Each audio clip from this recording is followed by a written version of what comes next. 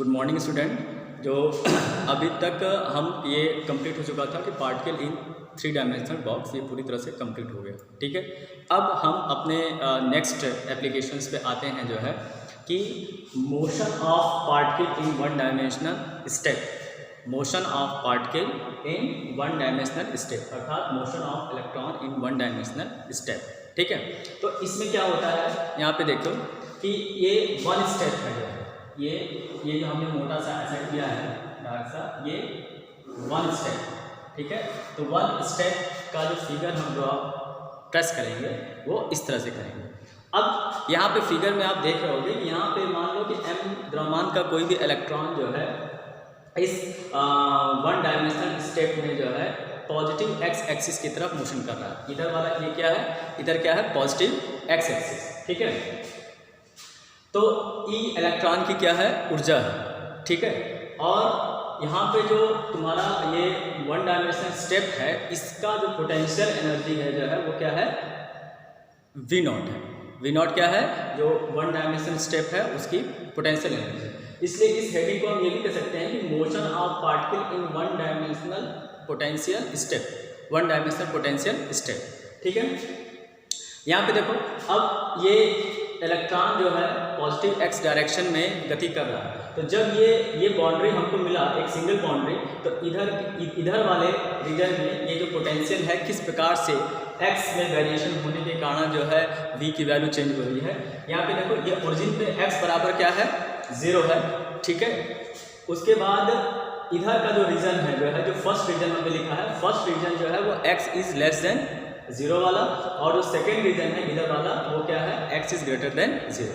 तो जब x is less than 0 है, हाँ, जब x की वैल्यू 0 से कम है तो उस समय पोटेंशियल एनर्जी की वैल्यू क्या है, 0 है। और जब x की वैल्यू 0 से ज़्यादा है तो उस समय जो है पोटेंशियल एनर्जी की वैल्यू क्या है, V0। ये वैल्यू क्या है, V0। ठीक है, अब ये मानो कि ये इलेक्ट्रॉन जो है ये पॉजिटिव x एक्सिस में क्या कर रहा है, मोशन कर रहा है। तो ये जो तुम वेव की तरह देख रहे हो, ये आपतित तरंग। ठीक है, आपतित क्या है, वेव। ठीक, तो आपतित वेव जो है अभी उसको निकालेंगे, तो जो यहाँ आपतित वेव का जो आएगा वो इक्वेशन AE/I/kx। फिर क्या करेगा, ये जो ये आपतित वाला आएगा तो इस बाउंड्री से क्या करेगा, टकराएगा, और टकरा के क्या करेगा, लौटेगा। तो इधर देखो, ये तीर का निशान हम अपोजिट डायरेक्शन में बनाए हैं। ये बाउंड्री से जो आपतित किरण ऐसे आ रहा है, फिर टकराने के बाद ये जो जा रहा है किरण, ठीक है, तो ये क्या हो गया, परावर्तित तरंग। ये क्या हो गया, आपतित तरंग, जिसका मान है AE/I/kx। और ये यही आपतित किरण ऐसे ऐसे करके आ रहा है और इस बाउंड्री से क्या करेगा, टकराएगा और फिर इस डायरेक्शन में लौट जाएगा। तो एक तीर का निशान हमने बैकवर्ड डायरेक्शन बनाया है। तो ये परावर्तित तरंग का इक्वेशन है BE/I/kx। अब हम जानते हैं कि जब कोई किरण जो है आपतित होता है तो उसका जब कोई किरण आपतित होता है तो उसका कुछ पोर्शन जो है, जैसे जिस चीज़ से टकराया, ठीक है, आपतित है तो जिससे टकराया उसका कुछ पोर्शन क्या होता है, रिफ्लेक्ट होता है, और कुछ पोर्शन क्या होता है, ट्रांसमिट होता है। कुछ पोर्शन क्या होता है, ट्रांसमिट होता है। ठीक है, तो अब ये वाला जो है ये क्या है, ट्रांसमिटेड वेव। ट्रांसमिटेड वेव जिसको हम कैसे लिखें, CE/I/kx। यहाँ पे देखिए, यहाँ पे k है, यहाँ पे k है, क्योंकि अभी तक इलेक्ट्रॉन पहले रीजन में है। तो जब पहले से दूसरे रीजन में जाता है तो चूंकि पोटेंशियल में वेरिएशन हुआ है, पहले रीजन में पोटेंशियल कितना है, 0 है, और दूसरे रीजन में पोटेंशियल क्या है, V0। तो पहले रीजन में एनर्जी कुछ होगा और दूसरे रीजन में एनर्जी की वैल्यू कुछ होगी। क्योंकि हम जानते हैं कि k का मान जो है वो एनर्जी पर डिपेंड करता है, क्योंकि k² बराबर 2mE/h² होता है। इसलिए जो है चूँकि दूसरे क्षेत्र में जाने पे पोटेंशियल एनर्जी चेंज हुआ, इसलिए दूसरे क्षेत्र में जाने पे E का मान भी चेंज होगा, इसलिए दूसरे क्षेत्र में k की वैल्यू चेंज हुई है। तो पहले क्षेत्र में देखिए हमने हर जगह k लिखा है, लेकिन दूसरे क्षेत्र में k नहीं लिखा है, k' लिखा है, जहाँ k' का मान दूसरा होगा। ठीक है, अच्छा, तो ये जो पूरा फिगर है, ये मेन फिगर किसका है, motion of particle in 1 dimensional step. तो हेडिंग के बाद ये हम फिगर क्या करेंगे, ड्रॉ करेंगे। ठीक, इसके बाद हम क्या करेंगे, हम लिखते हैं कि मैथमेटिकली गणितीय रूप में जो है motion of particle in one dimensional step को निम्न प्रकार से लिख सकते हैं, या आप शॉर्टकट में लिखना चाहेंगे तो फिगर ड्रॉ करने के बाद लिखिए गणितीय रूप में इसे निम्न प्रकार से लिखा जा सकता है। गणितीय रूप में इसे निम्न प्रकार से लिखा जा सकता है। तो वही इसी फिगर को देख के लिखिए। यहाँ फिगर में आप देख रहे हैं कि जब x की वैल्यू 0 से कम है तो उसके लिए v की वैल्यू 0 है, और जब x जो है यहाँ पे आप देखें जब x की वैल्यू 0 से ज़्यादा है तो उस समय जो है v की जो वैल्यू है वो कितना है, v0 है। ठीक है, तो इसी चीज़ को हम जो है यहाँ पे लिखे हैं कि vx का मान 0 के बराबर है जब x इज लेस देन 0 है, ये रीजन फर्स्ट के लिए, और vx का मान v0 के इक्वल है जब x का मान 0 से ज़्यादा है, ये रीजन 2 के लिए। इसको हम इक्वेशन 1 मान लें। अब हमारा क्या काम होगा कि यहाँ पे हम केस फर्स्ट और केस सेकंड लेके इसलिए आते हैं क्योंकि यहाँ पे दो चीज़ें हैं बेटा। एक तो ये क्या है कि इस e का मान v0 से ज़्यादा भी हो सकता है और इस e का मान v0 से कम भी हो सकता है, तो दोनों स्थितियों में जो है हम ये कैलकुलेशन करते हैं। तो हम केस फर्स्ट जो एज्यूम किए कि when e is greater than v0, e is greater than v0, तो इस परिस्थिति में जो है देखिए हम एक बार e is greater than v0 के लिए प्रथम रीजन और जो सेकंड रीजन है उसमें श्रोडिंगर इक्वेशन लिखेंगे, उसको सॉल्व करेंगे और उसकी कहानी बढ़ेगी आगे। फिर दूसरा जो है हम e is less than v0 condition में जो है प्रथम और द्वितीय क्षेत्र में श्रोडिंगर इक्वेशन लिख के उसको सॉल्व करेंगे। ठीक है, तो अभी एग्जाम में कोई एक आता है, चाहे e is greater than v0 वाला आ जाएगा, चाहे e is less than v0 वाला आ जाएगा। तो वही चीज़ हमने कहा कि हम पहला केस ले रहे हैं कि e is greater than v0, तो वही लिखा है कि in this case that is when e is greater than v0, इस केस में the Schrodinger equation in first region ये लिखेंगे, फिर Schrodinger equation in second region, फिर आगे की कहानी प्रोसीड होगी। तो in this region in this case the Schrodinger equation in region first में बी रिटन एज, तो देखिए फर्स्ट रीजन के लिए जो है फर्स्ट रीजन के लिए v की वैल्यू क्या है, 0 है, तो श्रोडिंगर इक्वेशन क्या होगा। अब हाँ एक चीज़ और, फर्स्ट रीजन में जो है ये जो फर्स्ट रीजन है आप इस फिगर में देख रहे होंगे, तो फर्स्ट रीजन में मान लीजिए हम वेव फंक्शन क्या मान ले रहे हैं, साई1 मान ले रहे हैं, और सेकेंड रीजन में जो है हम वेव फंक्शन क्या मान ले रहे हैं, साई2 मान ले रहे हैं। ठीक है, तो अब उस कॉन्सेप्ट से जो है यहाँ पे देखिए फर्स्ट रीजन में श्रोडिंगर इक्वेशन क्या हो जाएगा, d2 psi upon dx square plus 2m e minus v, और चूंकि फर्स्ट रीजन में आप देख रहे हैं कि v की वैल्यू 0 है तो v हट गया, तो हो जाएगा 2me अपॉन h का स्क्वायर साई1 इक्वल टू 0। यहाँ पे लिख दिया आगे कि x इज लेस देन 0 के, ताकि मालूम हो कि प्रथम रीजन के लिए लिखे हैं। ठीक है, अब इसको शॉर्टकट किया जो है, तो शॉर्टकट में क्या, आप यदि हम थोड़ा सा इसको ये करें तो आप ये देख रहे होंगे कि यहाँ पे 2me अपॉन h का स्क्वायर बराबर क्या लिख लिया जो है k स्क्वायर, तो ये हो गया d2 psi upon dx square plus k square psi equal to 0, जहाँ पे k स्क्वायर का मान क्या है 2me अपॉन h का स्क्वायर, तो ये आप ये देखिए k स्क्वायर की वैल्यू क्या है 2me अपॉन h का स्क्वायर। ठीक है, तो हम अभी क्या कर रहे हैं कि इसके लिए जो है मतलब फर्स्ट रीजन इस केस के लिए e is greater than v0, आज हम पूरे लेक्चर में e is greater than v0 वाले के डिस्कस करेंगे। ठीक है, तो e is greater than v0 के केस में हमने प्रथम रीजन में श्रोडिंगर इक्वेशन लिखा कि जब x इज लेस देन 0 है तो उस समय v की वैल्यू क्या है 0 है, तो श्रोडिंगर इक्वेशन हमारा हो गया d2 psi upon dx square plus 2me upon h का स्क्वायर साई1 इक्वल टू 0, और यदि हम putting k square is equal to 2me upon h का स्क्वायर, तो इक्वेशन रिड्यूस होकर क्या आ गया d2 psi upon dx square plus k square psi equal to 0। ठीक है, ये हमने डिफरेंशियल इक्वेशन लिख लिया।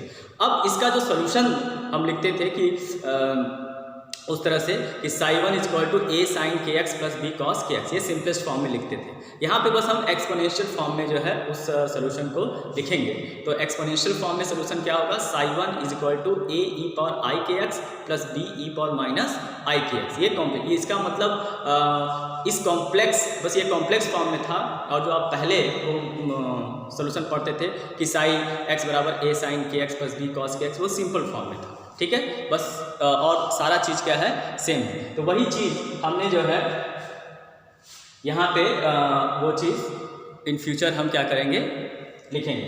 तो हमने सबसे पहले सिस्टम ये किया कि फर्स्ट रीजन में जो है श्रोडिंगर इक्वेशन लिख लिया, जिसकी वैल्यू जो है d2 psi1 upon dx square plus k square psi1 बराबर 0 आए, जहाँ k स्क्वायर का मान 2me अपॉन h का स्क्वायर। ठीक, इसी प्रकार सेकेंड रीजन के लिए हमने यहाँ पे लिखा है, देखिए and in the region second the Schrodinger equation में भी रिटन है। तो सेकेंड रीजन में जो है हमारा जो v की वैल्यू है क्या है, v0 है। आप देख रहे होंगे सेकेंड रीजन में v की वैल्यू क्या है, v0 है।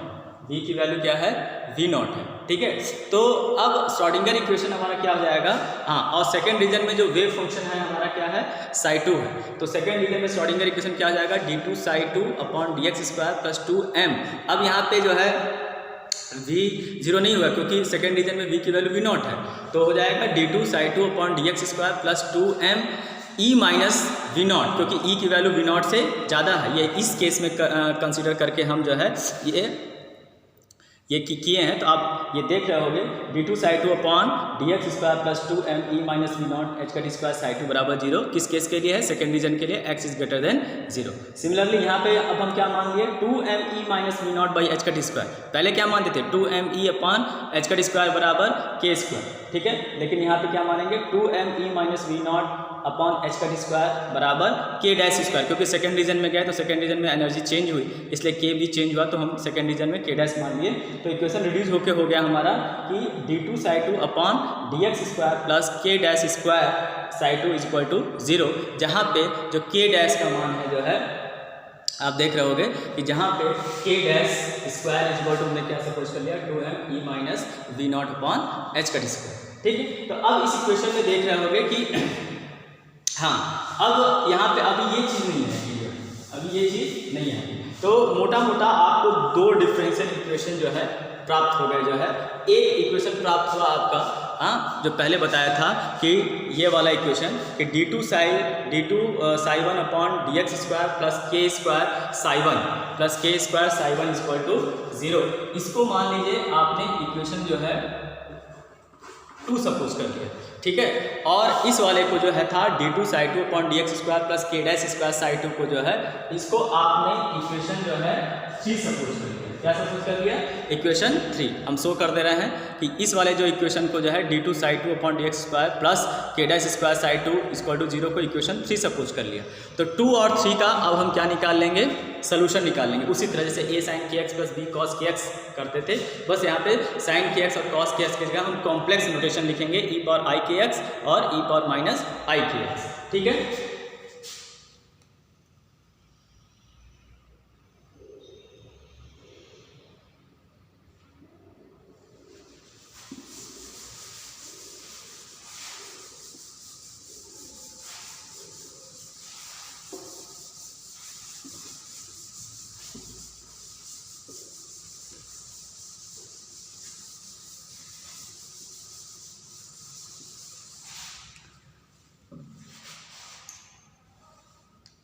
ठीक है। तो अब देखिए solution of equation 2 and 3 will be written as solution of equation 2 and 3।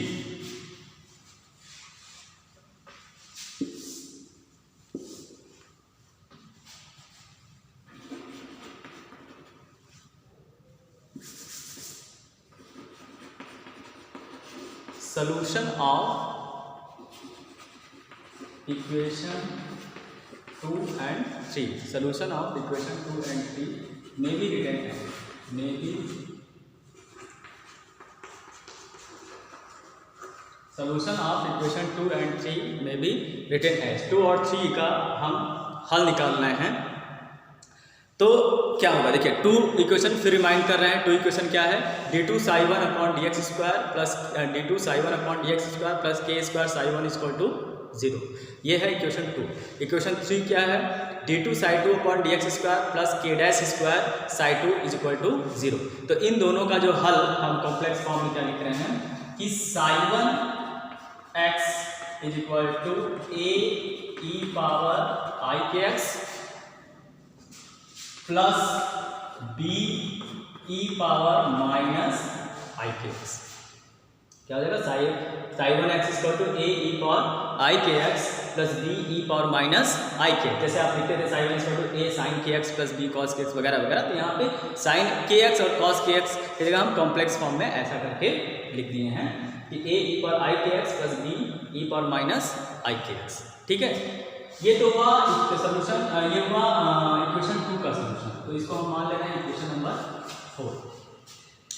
और इक्वेशन 3 का जो है क्या हो जाएगा, sine 2x is equal to, इसमें आर्बिट्रेरी कांस्टेंट ए भी था, इसमें सी डी मान लेते, सी ई पावर आई के एक्स।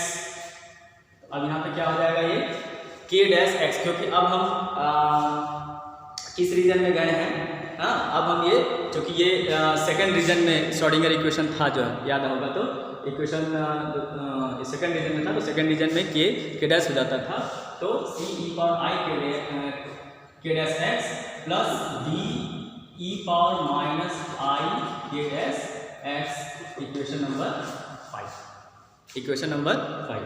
ठीक है, तो जहाँ पे ए बी सी डी ये क्या है, आर्बिट्रेरी कांस्टेंट। थोड़ा टाइम देखिए इस इक्वेशन को जो है, देखिए ध्यान से, A B C D arbitrary constant.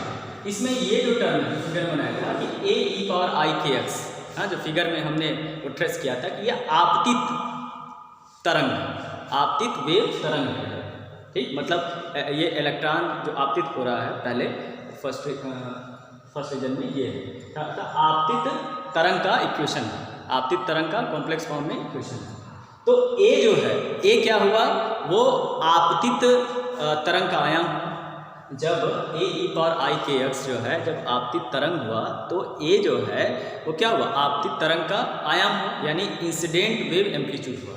ठीक है, यानी इसको हम बोल सकते हैं कि a the term a e power i k x, the term a e power i k x represent the incident wave equation, represent the incident wave equation in which a is called incident wave amplitude, in which a is called incident wave amplitude, आपतित तरंग।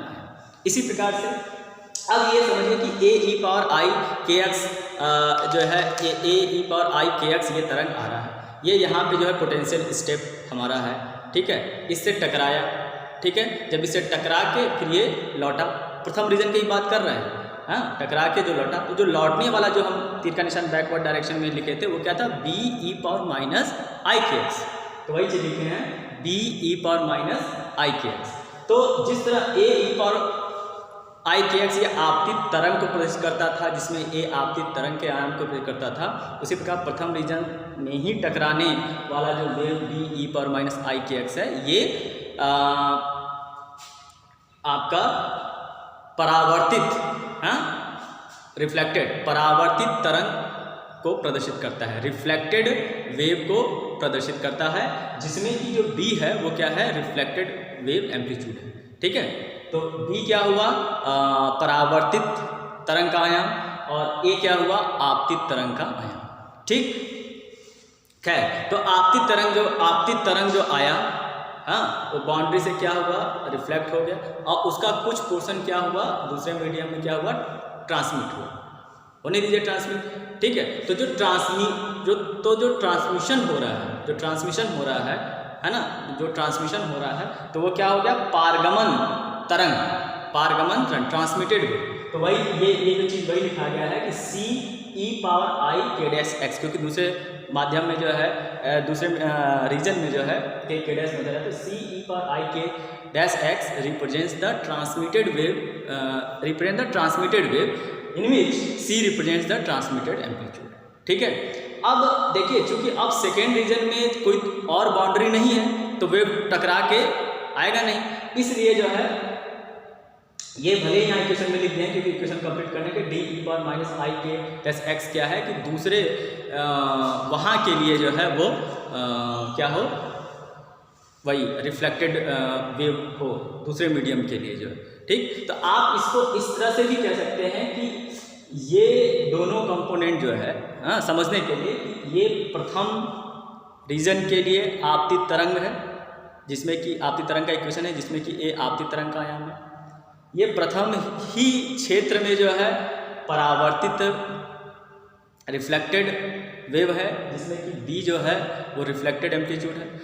और इसको आप कहने को तो कह सकते हैं कि ये second reason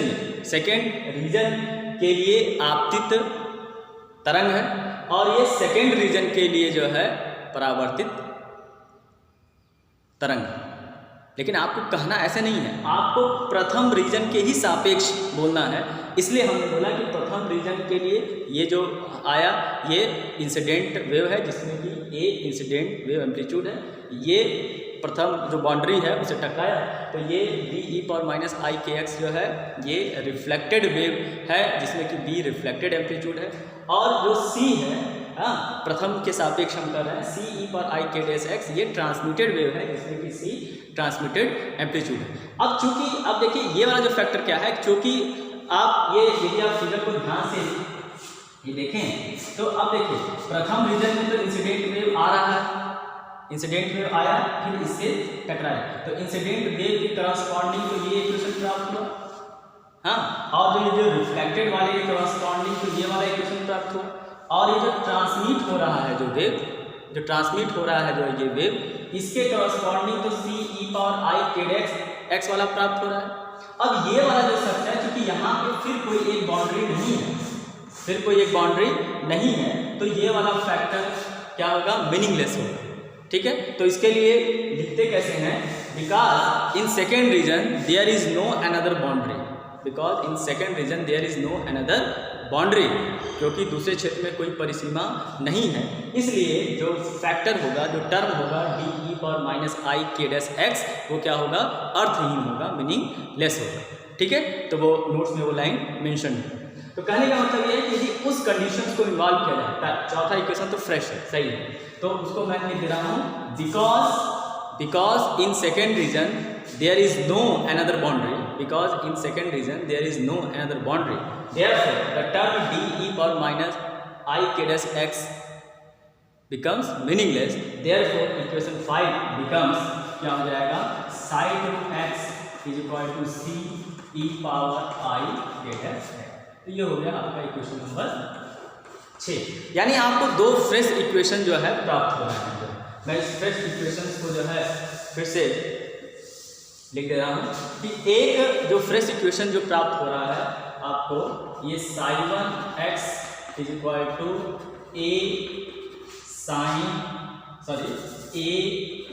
e⁻⁰ plus b e⁻⁻⁰ equation 4। फिर 5 था, 5 में वो कंडीशन रखा कि जो टर्म d e⁻⁻⁰ है वो मीनिंगलेस है, तो वुड फैक्टर खत्म हो गया। तो फाइनली क्या आया हमारा कि psi2x = d मतलब फैक्टर खत्म, तो आ जाएगा c e⁻⁰x इक्वेशन नंबर, ठीक है, जहाँ ABCD आर्बिट्री कांस्टेंट है, ये चीज़ हमको निकालना है। अच्छा, यहाँ पे हम जो वैल्यू निकालेंगे जो है ABC की, हम कैसे निकालेंगे, देखिए C की वैल्यू A के रिस्पेक्ट में और B की वैल्यू A के रिस्पेक्ट में निकालेंगे, वही बाउंड्री कंडीशन को यूज़ करके। तो यदि हम पहला बाउंड्री कंडीशन मान लीजिए यूज कर रहे हैं कि एट x = 0, देखिए यहाँ पे ये जो बाउंड्री था हमारा जो है, इस पे क्या है कि x = 0 पे, जो यहाँ पर इधर psi1 है, इधर psi2 है, ठीक है, तो x = 0 ही एक ऐसा बिंदु है जिसपे psi1 और psi2 की वैल्यू बराबर हो। तो यहाँ पे eight x = 0 psi1 = psi2, eight x = 0 psi1 = psi2।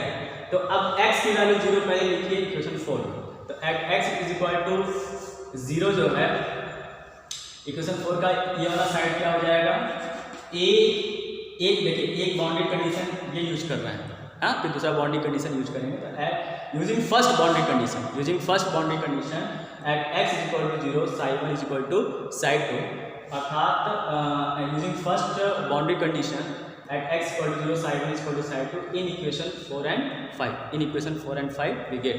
तो यूज करें क्या मिलेगा, a e⁻⁰k × 0 plus b e⁻⁻⁰k × 0, ठीक है, ये हो गया। ये x = 0 रख दिए तो psi1 की वैल्यू ये आ गई, ठीक है। फिर आप जब इसमें x बराबर 0 रखेंगे जो है तो ये भी आएगा e पावर ये आ जाएगा e i k dash into 0। तो पहले 0 रखिए दोनों में और दोनों को बराबर करिए, ठीक है। तो दोनों को बराबर करके e power i k 0 b power minus i k 0 ये क्या हो जाएगा, ये 1 हो जाएगा, 1 हो जाएगा और ये 1 हो जाएगा, यहाँ c पे भी है। यानी आपका मिल जाएगा कि a plus b equal to c, a plus b equal to c। Suppose करिए ये क्वेश्चन 4 था, क्वेश्चन 6 होगा, ये हो गया मान लीजिए क्वेश्चन 7। तो पहला बाउंड्री कंडीशन एट x बराबर 0 पे साई 1 इक्वल टू साई 2 रख के जो है इक्वेशन 4-6 में हमने ये रिलेशन निकाल लिया आर्बिट्री कांस्टेंट में कि a plus b is equal to c। अब जब दूसरा जो बाउंड्री कंडीशन है, दूसरा बाउंड्री कंडीशन या ये कहिए यहाँ पे देखिए या कहिए कि by the condition of continuity, सत्ता का कंडीशन, कि हमने ये बताया था आपको जो है जब हम वो आपको वेव फंक्शन का भौतिक महत्व डिस्कस कर रहे थे तो उसमें बताया था कि जो तरंग फलन होना चाहिए जो है वो सतत होना चाहिए और साथ साथ उसका जो फर्स्ट डेरिवेटिव है यानी d psi by d x ये भी सतत होना चाहिए। तो चूंकि यहाँ पे साई 1 साई 2 सतत है अर्थात इक्वल है तो इसका जो फर्स्ट डेरिवेटिव है इन्हीं पॉइंट पे 0 पे वो भी इक्वल होगा। तो जब हम एक इक्वेशन को याद रखिए कि a plus B equal to क्या मिल गया, c मिल गया, ठीक है। अब हम क्या करेंगे देखिए यहाँ पे हम दूसरा बाउंड्री कंडीशन यूज कर रहे हैं at x is equal to 0 d psi 1 upon d x is equal to d psi 2 upon d x, ठीक है। क्योंकि x बराबर 0 पे साई 1 साई 2 बराबर है इसलिए x बराबर 0 पे जो साई 1 साई 2 का जो फर्स्ट ऑर्डर डेरिवेटिव होगा वो भी बराबर होगा।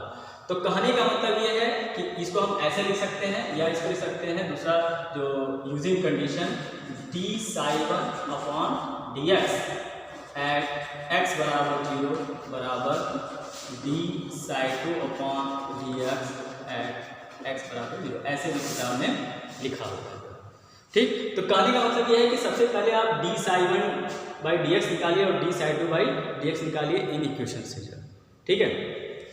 हम इस वाले क्वेश्चन को कहीं पे लिख लेते हैं कि a प्लस बी का मान हमको क्या प्राप्त हुआ था, c प्राप्त हुआ था। इसको हम कहीं पे समझने के लिए अभी लिख लेते हैं।